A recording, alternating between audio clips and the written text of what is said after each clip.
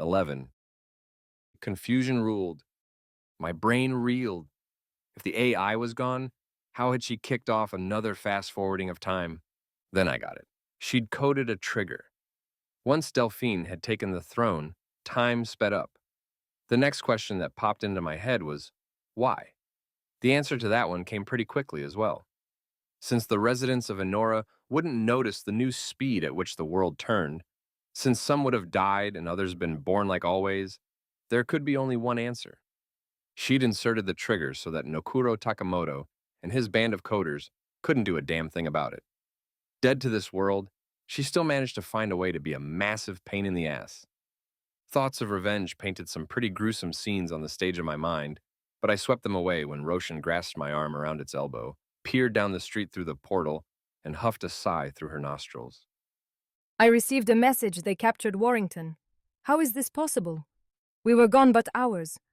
How was I to explain to a bunch of NPCs that the world had fast-forwarded by 5 years? I had a way of finagling myself out of such discussions, but the answer to that quandary wasn't coming quickly. What a fucking mess. Did you miss the light show through the portal? To my surprise, a partial solution streamed from my lips with little mental effort. Time slowed inside the instance while it passed at the normal rate outside. Must be something to do with these ethereal prisons I didn't know about. To staunch any arguments in advance, I added, the goddess must have a reason. It was low, using Roshan's piety against her, but it allowed me time to spend my mental energy on the larger questions.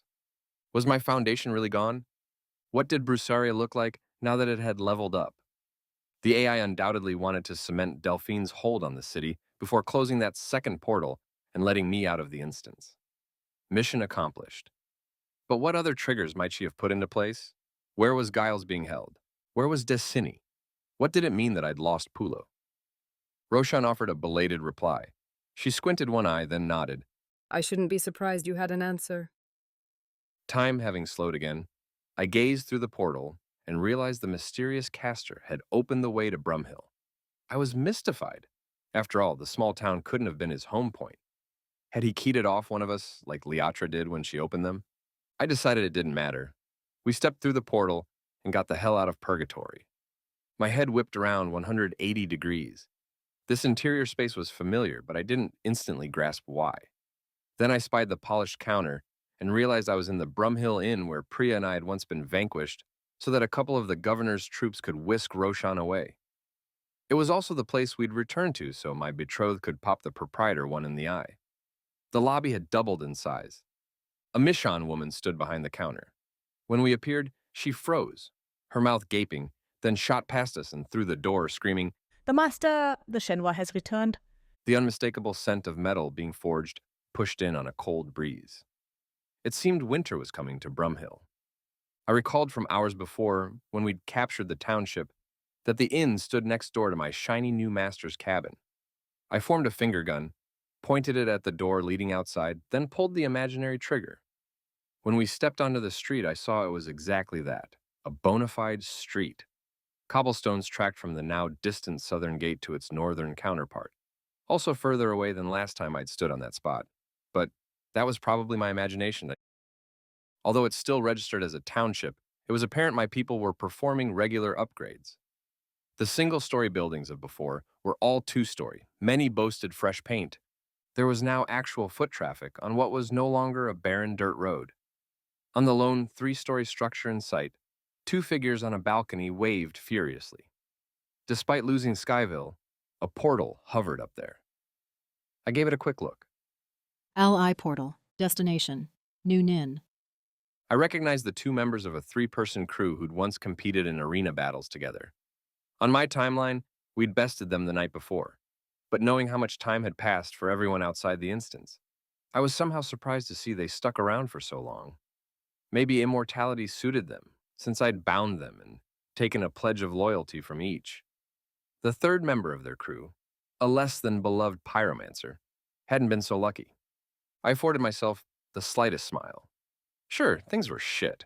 I was pretty pissed off about losing my foundation, but the sight of Brumhill's condition left little doubt someone had been busy, and I knew who that someone was. On cue, a door slammed to my left. I glanced over to spy one of my closest friends moving toward us at a decent clip. Her tail raised high, Dicini's eyebrows furrowed. Long hair draped over her shoulders and halfway down her back. Here was a hug I was looking forward to. I showed her my best smile. She punched it. My head whipped back like I'd been in a crash, my knees buckled, and I landed flat on my back. For good measure, my noggin slammed against the cobblestones. A wet taste of copper filled my mouth, and I was surprised when I didn't swallow a tooth. My vision blurred, and I had to blink the sensation away.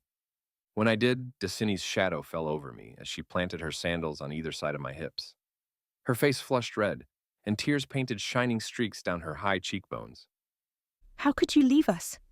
How could you take my sister and vanish for 5 years, Gemini Fowler? I propped myself on my elbows, then parted my lips in hopes I could reply, despite the pain coursing through my jaw. But Machini intervened.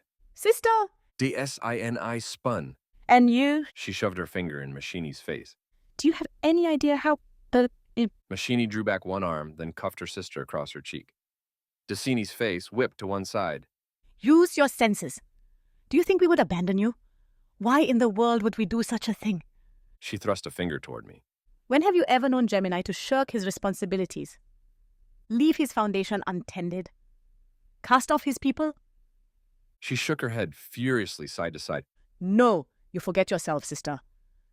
Dicini's palm tended the wounded spot where her sisters had found purchase.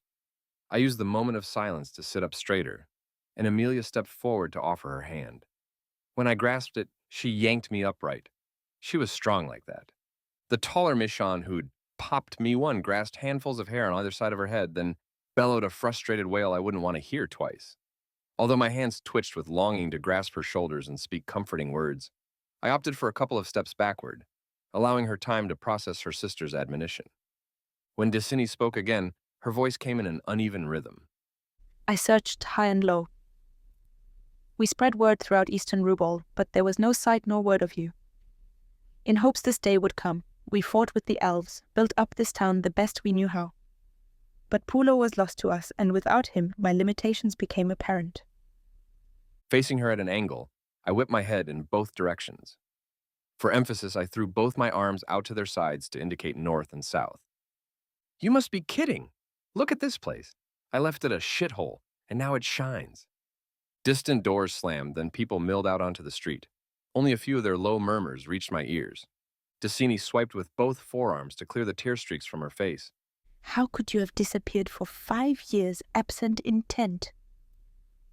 97 minutes. Amelia offered. What? What do you mean, 97 minutes? I half grinned at the elf despite myself. You would know that. I sent a nod Dini's way. It's true. Jara cast us into an instance, then time sped by in mere moments. We lost 5 years. Dicini's eyes widened. But I went to Jara shortly after you disappeared. Years ago now. She told me she hadn't seen you. It was perfect when Roshan replied, because Dicini would be less likely to doubt her on this topic. She lied. The matron of the wood has been in cahoots with darkness all along. Dicini's face went slack.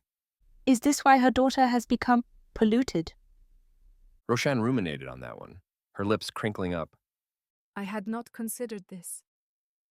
Darkness does, after all, often carry across bloodlines. That was a better heap of shit than I ever could have conjured an explanation, so I wasn't about to correct her. For once, her esteemed Master Mitwa's questionable teachings served. Although it was a long shot, I had to ask the question that jumped to the forefront. Have you seen or heard news of Priya? 5 years ago, I was in Brusaria around the time you disappeared. We encountered each other in the street, but the woman who spoke to me was not Priya Sky. She warned me that you should not interfere with her desires, which seem to have come to fruition. The face of Rubal has changed in many ways since you've been gone, and we will have to chat at length to bring you up to speed, as you like to say. Next time I spoke, blood streamed from my lips. Well, at least you're talking to me again. I much prefer your musical voice to your right hook. Roshan cast a heel. My mouth dried up after a quick spit. I didn't voice my wonderment about why she'd waited as long as she had. Maybe she hadn't wanted to piss off Dicini. And who could blame her? Dicini covered her eyes with the heels of both hands. I will never forgive myself. Believe me when I say I knew you would never leave us of your own accord. The last 5 years have just been difficult. I waved away the sentiment. Emotions boil over. I threw out my arms. How about a hug? The suggestion was met with a row full of sharp teeth followed by an embrace. For a whole half-minute, neither of us was willing to break the display of affection. For her, it had been 5 years. For me, it was the renewal of a friendship cast into doubt when she'd taken Liatra and sped across the continent in pursuit of the woman who had been her greatest confidant, now turned bad. It was good to have her back. When I drew away, I squeezed her triceps. "You, my friend, are looking fit," she chuckled. Hard work, persistent training, and much combat has been my way since you've been gone. The Michon grinned. And my level now exceeds yours. I returned the smile. Yeah, by 1 level, after 5 years. She slapped one of my shoulders, then ran a thumb across some repair stitching. You tease the same as ever, Gemini. She embraced Machini, then Roshan, then Amelia. Welcome back to Bromhill. I'm sorry I was unable to save Skyville, but at least when they captured Pulo, the portal between here and there closed. I'm certain the new queen was displeased about the deficient execution of her plans against us.